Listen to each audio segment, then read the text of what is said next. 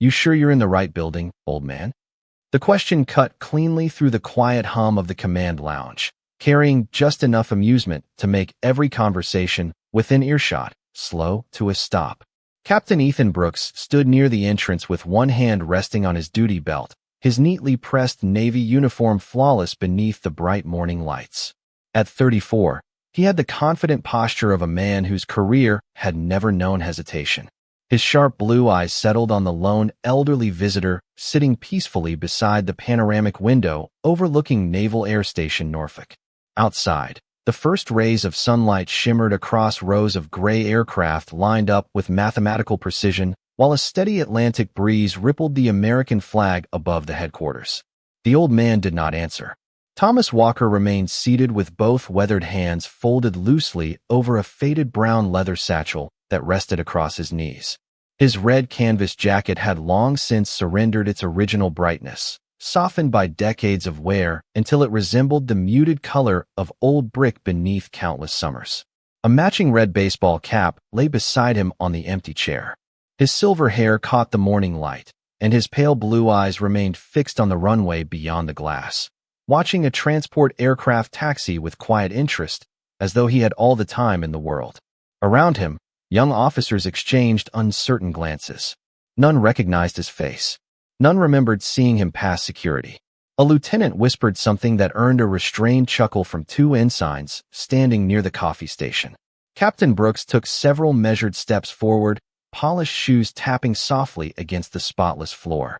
"Sir," he said, forcing courtesy into a voice already edged with impatience, "this lounge is restricted to command personnel and scheduled guests. If you're looking for the veterans exhibit, it's across the base." Thomas slowly turned his head. His expression carried neither confusion nor embarrassment. It was the calm expression of someone who had heard similar words many times before and had long ago stopped taking offense. "I'm waiting," he replied quietly. His voice was low, roughened by age, yet unexpectedly steady. Brooks folded his arms. "Waiting for who?" Thomas looked back toward the runway before answering. "Someone who asked me to come." The simplicity of the reply drew another ripple of laughter from nearby officers. One young commander smirked behind a paper coffee cup. Another shook his head with sympathetic amusement, convinced the elderly visitor had wandered into the wrong building. Brooks exhaled through his nose. He had an important strategy briefing beginning in less than 15 minutes, attended by senior officers from multiple commands. The last thing he needed was an unidentified civilian occupying the executive lounge. "Do you have an invitation?" Brooks asked. Thomas gave a slight shake of his head. "No military identification? No visitor badge?" Again, Thomas answered with the same quiet honesty. "No." The captain's patience thinned. "Then I'm afraid you're not supposed to be here." Thomas nodded once, almost thoughtfully, yet made no move to stand. The silence that followed became strangely heavy. Beyond the wide windows, the distant rumble of jet engines rolled across the airfield like approaching thunder, while inside the lounge the ticking of a brass wall clock suddenly seemed louder than anyone remembered. Brooks studied the old man more carefully. There was nothing impressive about him at first glance. No decorations, no insignia, no polished shoes. Only faded jeans, worn work boots, the weathered red jacket, and the scarred leather satchel resting beneath his hands. Yet something about the way Thomas sat, perfectly relaxed without appearing careless, completely still without seeming weak, felt oddly out of place. It was the kind of composure that could not be practiced. It had to be earned. Brooks dismissed the thought almost immediately. Experience had taught him that confidence often belonged to people who simply refused to admit they were lost. He stepped closer until only a few feet separated them. "Let's make this easy," he said with a thin smile that never reached his eyes. "If you really belong here, tell me exactly who you're waiting for." Thomas finally looked directly at him. His gaze remained calm, unhurried, almost impossibly patient. "He'll know me when he gets here." Captain Ethan Brooks allowed the silence to linger just long enough for the room to become his audience. Around the command lounge, conversations faded into quiet curiosity as more officers found reasons to remain where they were. Some pretended to refill coffee cups, while others glanced over computer screens that no longer held their attention. The old man sitting by the window had become the most interesting part of an otherwise ordinary morning. Brooks offered a courteous smile that carried little warmth. Well, if he knows you, he said, then this should be easy. Tell me his name. Thomas Walker slowly reached for the paper cup resting on the small table beside him. The coffee had long gone cold, but he lifted it anyway, taking a slow sip before setting it back exactly where it had been. His movements were careful, almost deliberate, as though nothing around him possessed the power to hurry his thoughts. He knows, Thomas answered quietly. That is enough. A few younger officers exchanged amused looks. One lieutenant leaned toward another and whispered, "This is going to end with security walking him out." The comment drew restrained smiles. Brooks heard it and seemed almost encouraged by the approval of his peers. He took another step closer. "Sir, this is Naval Headquarters, not a public waiting room. Everyone here has credentials." Thomas nodded once. "That makes sense." "Do you?" Brooks asked. "I have something better than credentials." The answer earned another round of puzzled expressions. Brooks raised an eyebrow. "Really?" Thomas simply rested both hands on the worn leather satchel again. Someone remembered. Brooks studied the faded bag. It was scratched, sun-bleached, and softened by decades of use. Its brass buckle had lost most of its shine, and one corner had been carefully stitched by hand with thick brown thread. It looked like something rescued from another lifetime rather than carried into one of the most secure military facilities in the country. "You know," Brooks said, "people show up here every year claiming they know somebody important." Thomas remained silent. "Retired admirals, secret projects, classified missions. I have heard every story." The old veteran looked toward the runway once more as another aircraft rolled into position. The engines produced a deep, familiar sound that seemed to settle comfortably somewhere behind his calm expression. For the briefest moment, his fingers rested lightly against the weathered leather as if recognizing an old friend. Brooks noticed the gesture. "What is in the bag?" Thomas answered without looking away from the window. "Memories." The reply produced quiet laughter from several officers standing nearby. Brooks exhaled through his nose. "Sir, I am trying to help you avoid an uncomfortable situation." Thomas gave a faint smile. "So am I." That answer landed differently. It was not sarcastic. It was not defensive. It carried the quiet certainty of someone making an observation rather than a threat. Brooks felt an unexpected irritation rise inside him. He was accustomed to hesitation when he questioned people. He understood excuses, arguments, even anger. What unsettled him was complete confidence wrapped in perfect politeness. A chief petty officer entered the lounge carrying several briefing folders before slowing as he sensed the unusual atmosphere. His eyes drifted toward the elderly man near the window for only a second before continuing on his way. Thomas barely noticed him. Outside, sunlight reflected across the canopy of a parked patrol aircraft while a steady breeze lifted the edge of the faded red jacket draped across his shoulders. Brooks folded his arms again. "All right," he said, his tone sharpening just enough for everyone to hear. "If you insist you belong here, then answer one simple question that every real sailor should know." The room grew completely still. Even the officers who had been smiling moments earlier leaned forward with quiet anticipation, waiting to hear what the captain would ask next. Captain Ethan Brooks let the silence stretch across the command lounge until every eye settled between him and the old man by the window. Outside, another aircraft climbed into the clear Virginia sky, its distant engines fading into the morning air, but inside the room, even the soft clicking of keyboards had stopped. Brooks kept his voice measured, confident, and loud enough for everyone nearby to hear. Every sailor who claims he belongs in places like this carries something that proves where he came from. A unit, a command, a rank, a call sign. So let us keep this simple. Thomas Walker remained seated, his weathered hands resting calmly on the scarred leather satchel. His pale blue eyes drifted briefly toward the flag outside before returning to the captain. "I do not need to prove anything," he answered. Brooks smiled politely, although the patience behind it had almost disappeared. "That is convenient." A few officers chuckled. One young lieutenant folded his arms, already convinced the exchange had become nothing more than entertainment before the morning briefing. Brooks glanced toward them for only a second before focusing on Thomas again. "If you ever flew," he continued, "you had a call sign. If you ever led a team, you had a call sign. If you ever served in operations worth remembering, someone called you something." Thomas did not respond. The captain took another slow step forward until only a few feet separated them.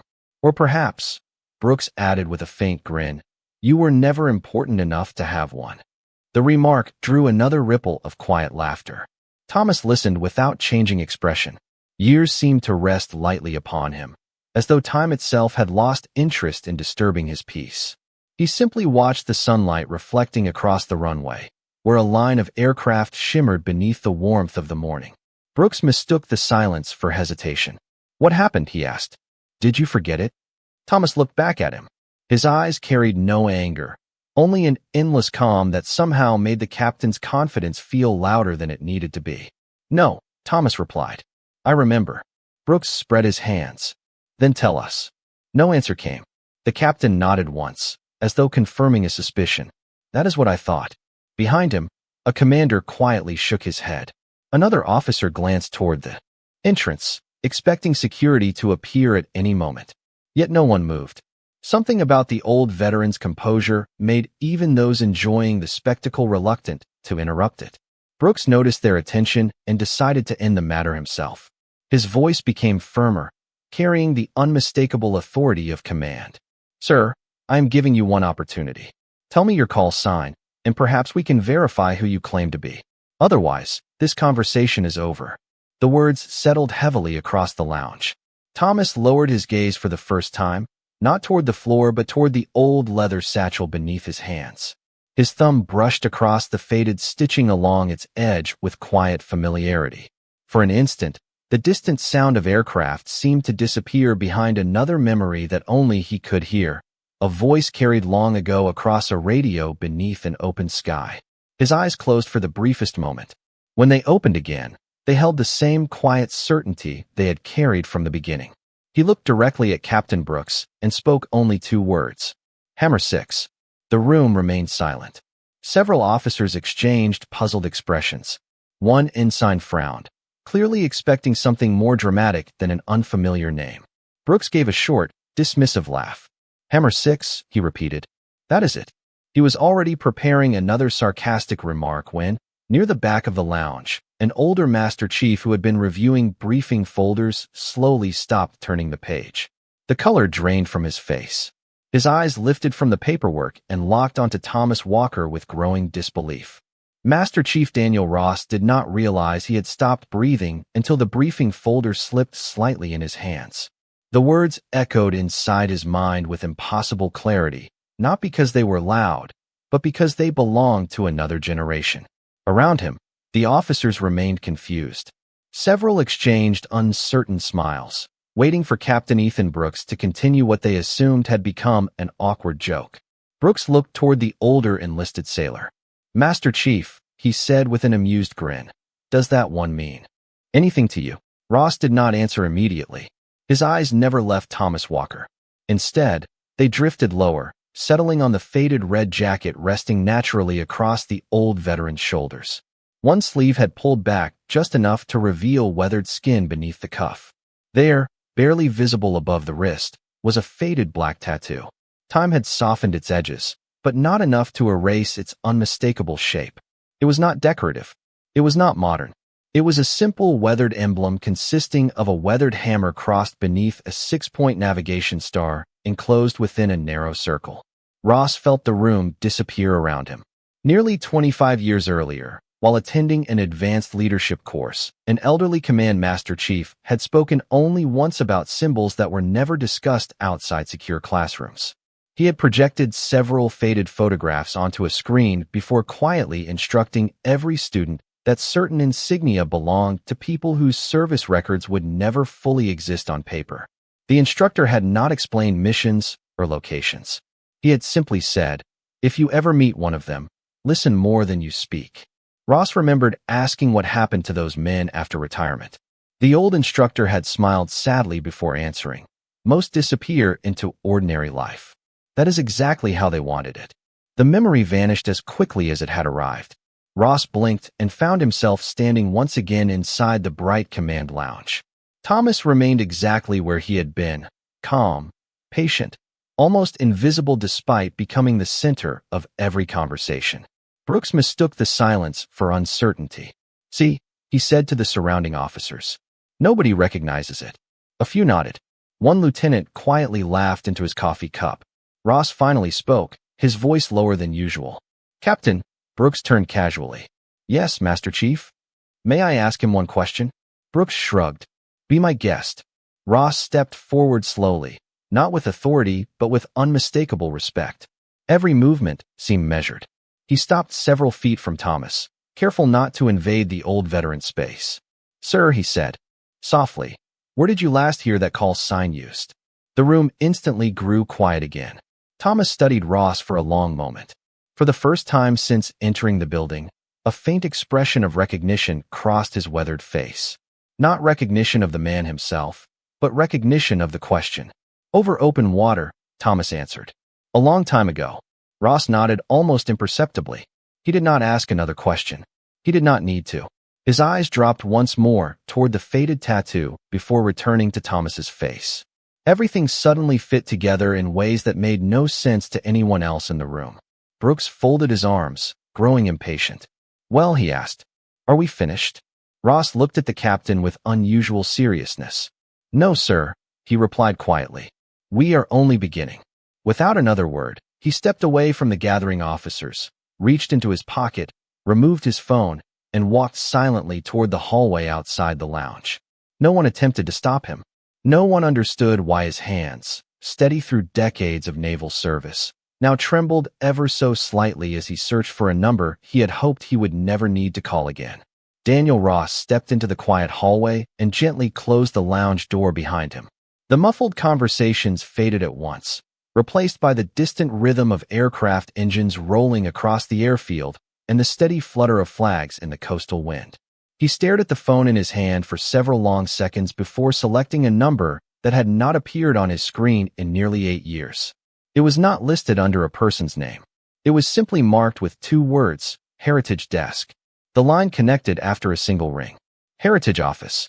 The voice sounded calm and professional. Ross lowered his own voice instinctively. This is Master Chief Daniel Ross at Naval Air Station Norfolk. I need to verify a historical operational identifier. There was a brief pause. Go ahead. Ross glanced back toward the closed door. Call sign. Hammer 6. Silence answered him. Not static. Not interference. Just complete silence. Then the calm voice returned, noticeably slower than before. Repeat that identifier. Ross did not hesitate. Hammer 6. Another pause followed, longer this time. He could hear faint keyboard strokes somewhere on the other end before they abruptly stopped. Master Chief, remain on the line. Ross waited. Through the hallway windows, he could see sunlight stretching across the flight line, illuminating rows of aircraft that stood perfectly still, their gray silhouettes softened by the shimmering morning heat. The quiet carried him somewhere else for just a moment, back to that leadership classroom decades earlier. The retired Command Master Chief had never described missions or operations. Instead, he had displayed a single weathered photograph. It showed 6 men standing beside a helicopter at sunrise, their faces blurred by age and faded film. On the side of one weathered equipment case rested the same simple emblem Ross had just seen on Thomas Walker's wrist. A hammer beneath a 6-point navigation star. The instructor had looked at the class before quietly saying, "History remembers famous victories. It almost never remembers the people who quietly prevented disasters from happening." At the time, the statement had sounded like philosophy. Now it felt like a warning. The voice returned on the telephone, stripped of all casual professionalism. "Master Chief Ross, where did you hear that identifier?" An elderly gentleman used it in the command lounge. "Name?" Ross looked through the narrow window in the lounge door. Thomas Walker remained seated exactly where he had been from the beginning, looking out toward the runway, as though the entire world had settled into its natural pace again. Captain Ethan Brooks continued speaking to several officers, clearly believing he still controlled the situation. "Thomas Walker," Ross answered. The response on the line came immediately. "Stand by." This time the silence lasted nearly a full minute. Ross heard distant voices in the background, followed by a door opening somewhere far away. Another person came onto the line. The new voice carried decades of authority without needing to raise its volume. "Master Chief Ross." "Yes, sir." "Do not ask Mr. Walker any additional questions." Ross straightened instinctively even though no one could see him. Understood, sir. Do not allow him to leave the building unless he chooses to do so. More importantly, do not allow anyone to disrespect him further. Ross felt the weight behind every carefully chosen word. Yes, sir. We are confirming final records now. Before Ross could ask another question, the voice added one final sentence. If the gentleman in your lounge is the Thomas Walker we believe he is, the Navy has been waiting a very long time for the opportunity to properly welcome him back. Daniel Ross slipped the phone back into his pocket and remained motionless for a moment, allowing the weight of the conversation to settle before he returned to the command lounge. As he reached for the door handle, another vibration came from his phone. A secure message had arrived with only 3 words. Confirm identity immediately. Less than 5 seconds later, the device vibrated again. A second message replaced the first instruction. Identity confirmed. Stand by. Ross slowly opened the door. Inside, nothing appeared to have changed. Morning sunlight continued pouring through the towering windows, casting long reflections across the polished floor. Officers still gathered in small groups, whispering theories to one another. Captain Ethan Brooks stood near Thomas Walker with the relaxed confidence of a man who believed the situation had already been settled. Thomas himself had not moved more than a few inches. He quietly watched a transport aircraft disappear into the blue horizon while one weathered hand rested naturally upon the old leather satchel that had traveled with him for more years than most people in the room had been alive. Brooks noticed Ross returning. Well, he asked with an almost playful smile. Did your mystery call sign lead anywhere? Ross looked directly at him. Yes, sir. Brooks waited for an explanation. None came. The unusual restraint caught everyone's attention. Ross had served long enough to know exactly how much to say and exactly when to remain silent. This was one of those moments. Brooks frowned slightly. And Ross answered carefully. I recommend that. We allow Mr. Walker to remain exactly where he is. The captain folded his arms. Based on what? Ross chose every word with precision. Based on guidance from higher authority. Several officers exchanged puzzled looks. Brooks let out a short laugh. Higher authority? Over an unidentified civilian. Ross did not react. Before he could answer, another vibration echoed from his phone. He glanced down. A secure incoming call. The display showed no number, only operational command. Ross answered immediately. Master Chief Ross speaking. The voice on the line was calm, efficient, and unmistakably senior. Status. Mr. Walker remains inside the command lounge. Good. Maintain that status. Ross lowered his voice. Sir, may I ask who has been notified? There was a brief pause before the answer arrived. Fleet Command. Ross's expression remained controlled, but his heartbeat quickened. That alone exceeded anything he had expected. The voice continued. Naval History Office has completed verification. Another pause. Office of the Admiral has also been informed. Ross instinctively straightened. Understood, sir. You should expect visitors shortly. The line disconnected. Ross slowly lowered the phone. Across the room, Brooks noticed the change in his posture. Something wrong, he asked. Ross met the captain's eyes. No, sir. He hesitated just long enough for the entire lounge to become silent once again. Something important is on its way. Brooks looked unconvinced. You are making this sound much bigger than it is. Ross glanced toward Thomas. The old veteran continued watching the runway with the same quiet patience, completely unaffected by the whispers surrounding him. It was as though he had already lived through enough extraordinary mornings that this one barely qualified as unusual. Outside, the distant sound of approaching engines rolled across the base, deeper than the steady rhythm of aircraft preparing for flight. Through the front windows facing the headquarters entrance, one lieutenant quietly stepped closer to the glass. Another officer joined him. Within seconds, several heads turned in the same direction. A line of dark government vehicles had just entered the main gate without slowing, escorted with unusual priority. None of the officers inside the lounge knew exactly who was arriving. Daniel Ross already had a very good idea, and for the first time that morning, he noticed Captain Ethan Brooks stop smiling. Captain Ethan Brooks watched the gathering at the front windows with growing curiosity before dismissing it with a confident shake of his head. Naval headquarters welcomed visiting officials almost every day. Distinguished guests, inspection teams, Congressional delegations and senior officers passed through these doors regularly. There was no reason to believe the arriving motorcade had anything to do with the quiet old man sitting a few feet away. Brooks turned back toward Thomas Walker, determined to bring the unexpected distraction to an end before the scheduled briefing began. "Mr. Walker," he said evenly, "whatever is happening outside, it does not change the fact that this is still a restricted facility." Thomas slowly shifted his attention from the runway to the captain. His expression remained unchanged. "I know. Then perhaps this is a good time to leave before this becomes more uncomfortable for everyone." Thomas offered the faintest smile. "I have spent most of my life waiting. A few more minutes will not trouble me." The answer landed with the same quiet certainty as every sentence he had spoken that morning. Brooks felt his patience slipping away. Around him, several younger officers had stopped whispering altogether. Even those who had laughed earlier now watched the exchange with cautious silence. Daniel Ross remained near the entrance, his eyes moving occasionally toward the driveway outside before returning to Thomas. He noticed details that no one else seemed to see. The old veteran never checked a watch. He never glanced toward the hallway. He never appeared anxious about who might arrive or when. It was the calm of someone who had answered enough calls in life that he no longer worried about the timing of the next one. Brooks stepped closer until he stood directly beside the chair. His gaze dropped briefly to the weathered leather satchel. "May I at least inspect the bag?" Thomas gently rested one hand on its worn surface. "I would rather you did not." "Why?" "Because it contains promises." Brooks frowned. "Promises?" Thomas nodded once. "Some are mine. Some belong to men who never asked to be remembered."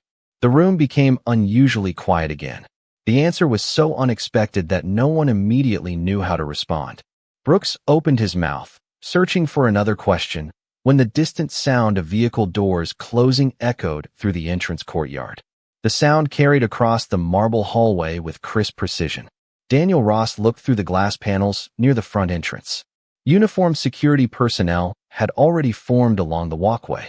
Their movements were practiced, efficient, and noticeably faster than before.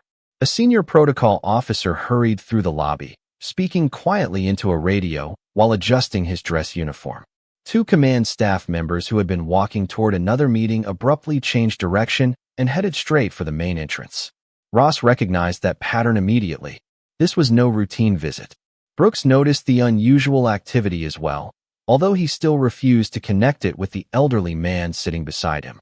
"Looks like somebody important is here," one lieutenant whispered. Another answered softly, "Maybe the fleet commander." Before anyone could speculate further, a communications officer entered the lounge carrying a tablet. He paused upon seeing Daniel Ross and walked directly toward him. Without speaking, he handed Ross the device. Only a single line appeared on the secure display. "Escort arriving now. Prepare to receive with full honors." Ross slowly lowered the tablet. His breathing remained controlled, but his eyes reflected a level of respect that several officers had never witnessed before. Captain Brooks finally noticed the change. "Full honors," he repeated quietly. Ross looked at him with complete seriousness. "Yes, sir." Brooks glanced toward Thomas Walker once more. The old veteran simply adjusted the brim of his faded red cap, placed it gently upon his head, and returned his attention to the bright runway outside, as though he had already heard those words many years ago and knew exactly who would walk through the door next. The sound reached the command lounge before anyone saw the visitors. It was not loud, yet every measured footstep echoing through the marble corridor carried the unmistakable rhythm of people accustomed to being obeyed. Conversations dissolved without anyone asking for silence. Officers instinctively straightened their uniforms. Coffee cups were quietly placed on nearby tables. Captain Ethan Brooks glanced toward the entrance, expecting perhaps a visiting flag officer accompanied by a small staff. Instead, the hallway outside filled with senior personnel moving with disciplined purpose. Base security stood aside. Protocol officers stopped speaking. Even the civilian employees near the reception desk quietly stepped back as the procession approached. Daniel Ross drew a slow breath. He recognized the man leading the group long before he entered the room. Admiral Richard Hayes crossed the doorway with calm authority, his white service uniform immaculate beneath the morning light.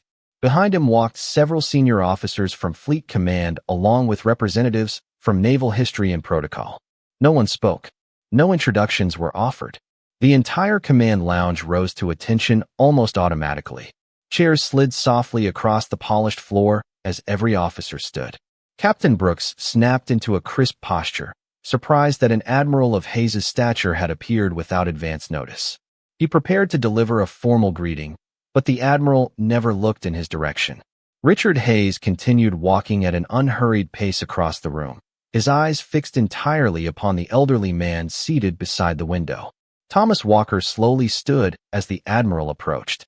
He adjusted the faded red cap resting comfortably on his silver hair before placing one weathered hand upon the worn leather satchel. The two men stopped only a few feet apart.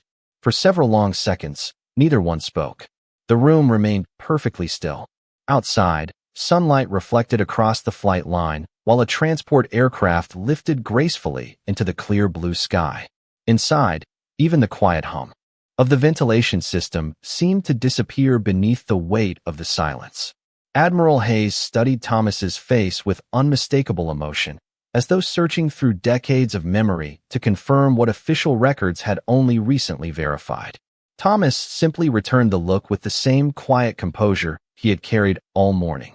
Then, without warning, Admiral Hayes came sharply to attention. In one precise motion, he raised his right hand in a formal salute. Every officer in the lounge froze. Daniel Ross immediately followed. Then another commander. Then another. Within seconds, every uniformed member of the room stood in complete silence, hands raised in perfect respect toward the elderly veteran by the window. Captain Brooks remained motionless, his eyes widening as he struggled to understand what he was witnessing. Thomas looked at the admiral for a brief moment before returning the salute with slow, practiced dignity. There was nothing theatrical about the gesture. It was simple, steady, and carried the quiet confidence of a man who had performed it countless times throughout a lifetime of service. When both men lowered their hands, Admiral Hayes finally spoke. His voice remained calm, yet every word carried unmistakable respect. "Mr. Walker," he said, "on behalf of the United States Navy, welcome home." Thomas smiled gently. "Thank you, Admiral." Hayes nodded once before looking briefly toward the old leather satchel. "I believe you kept every promise." Thomas rested his hand upon the weathered bag. "I only carried what belonged to others until someone came asking." The Admiral's expression softened. "We should have come much sooner." Around the room, no one moved. Captain Brooks felt every confident assumption from earlier that morning quietly collapse beneath a reality he had never imagined. He finally understood that the quiet stranger he had questioned had never been waiting for permission to belong. He had been waiting for the Navy to remember. No one lowered their eyes until Admiral Richard Hayes relaxed his posture.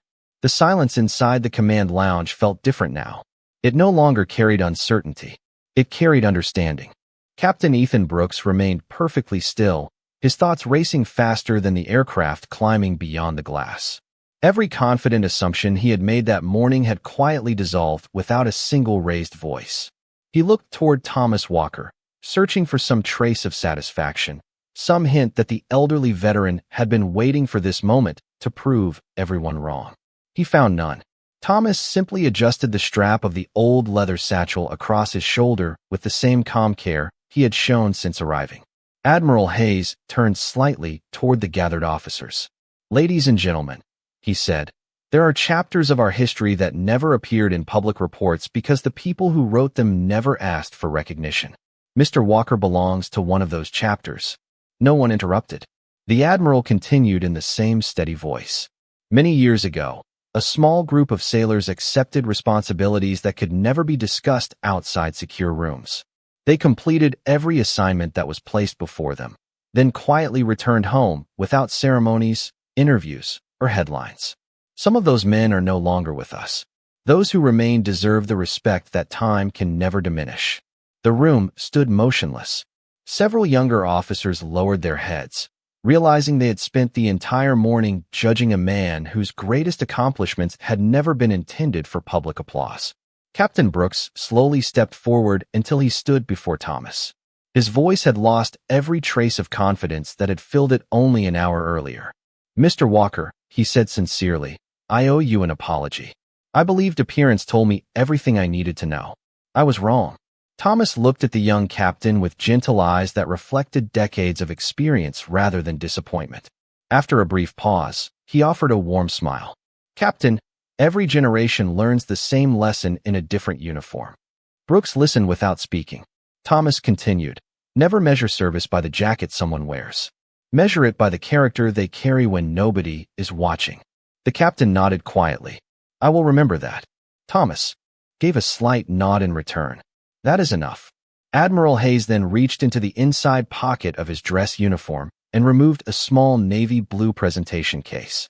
He opened it carefully before placing it into Thomas's hands. Inside rested a newly crafted challenge coin bearing the seal of the United States Navy on one side and a simple engraved inscription on the other. It read, "In honor of quiet service." Thomas looked at the coin for several long seconds before closing the case. "Thank you," he said softly. "I will keep it with the others." Hayes smiled. "I know you will." Together they walked toward the bright entrance of the headquarters. As Thomas passed through the lounge, every officer remained standing in respectful silence. No commands were given.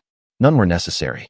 Outside, the Atlantic breeze gently lifted the edge of his faded red jacket, while sunlight reflected across the flight line exactly as it had when he first arrived. The only difference was that everyone now saw the man wearing it. Thomas paused for one final glance at the runway, then continued forward beside the Admiral without looking back. Behind him, Captain Brooks remained at attention until the elderly veteran disappeared from view. Years later, whenever young officers asked him what leadership truly looked like, he never spoke first about rank, authority, or accomplishment. He spoke about a quiet morning when an old man carrying a weathered leather satchel taught an entire room that the greatest honor is often worn without medals, announced without introductions, and remembered not because it demanded respect, but because it earned it. Some salutes last only a moment. The ones given from genuine respect remain for a lifetime.